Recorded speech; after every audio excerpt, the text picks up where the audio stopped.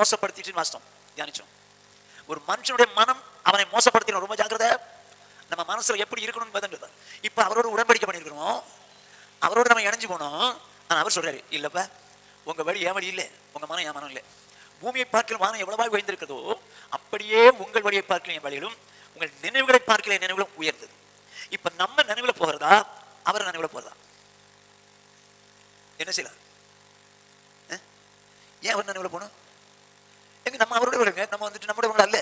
நம்ம நினைவுல போனா மோசம் போயிட்டோம்னு அர்த்தம், மோசம் போறோம்னு அர்த்தம். அவருடைய நினைவுபடி நம்ம போகணும், அவருடைய வழியின்படி நம்ம போகணும். ஏன்னா நம்ம அவரோட கூட உடன்படிக்கை பண்ணிருக்கோம். ரெண்டு பேரும் ஒருமனப்பட்டாதான் ஒருமித்து போக முடியும். என்ன செய்யலாம்? ஆனால் அவருடைய மனம் அவனை மோசப்படுத்திடுச்சு.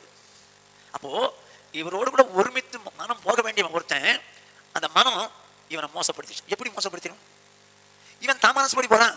இப்ப மறுபடியும் சொல்றேன், இப்ப அவருடைய மனசுல உள்ளது உங்களுக்கும் எனக்கு தெரியுமா?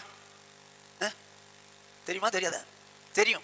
எப்படி தெரியும்னா, சின்ன உதாரணம் சொல்றேன். பாபு பிரதர் இருக்காரு, அவர் அமெரிக்கா போயிட்டாரு. சும்மா இதுதான் சொல்றேன் பிரதர், நீங்க பாட்டுக்கு தீர்க்க தரிசனம் சொல்ல போறீங்க. அமெரிக்கா போயிட்டாரு. போன இடத்துல ஒரு 4-5 மாசம் கழிச்சு மனைவிக்கு ஒரு லெட்டர் போடுறாரு.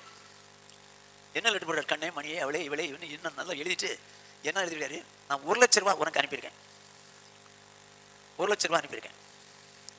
அதுல 20,000 தசம பாகம் கொடுத்துரு சர்ச்சுக்கு, 20,000 உனக்கும் பிள்ளைகளுக்கும் வச்சுக்கோ, 20,000 உங்க பாட்டை கொடு, 20,000 எங்க பாட்டை கொடு, மீதி 20,000 இருக்கு, அது ஓல்டு ஏஜ் ஹோம் கொடுத்துரு அப்படின்னு எழுதியிருக்கிறார் லெட்டர்.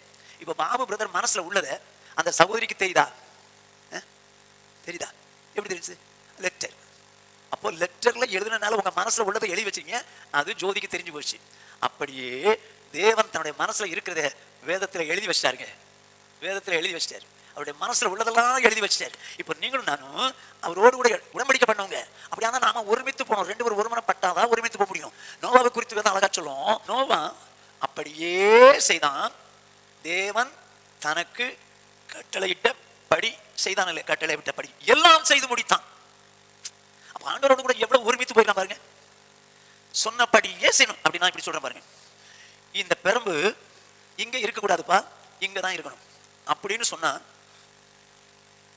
அப்படியே செய்யணும், அப்படியே செய்யணும். ஏன் இங்க இருந்தா என்னவா, இங்க இருந்தா என்ன, அங்க இருந்தா என்ன அப்படி நமக்கு சொல்ற ரைட் இல்லை. அப்படியே செய்யணும்.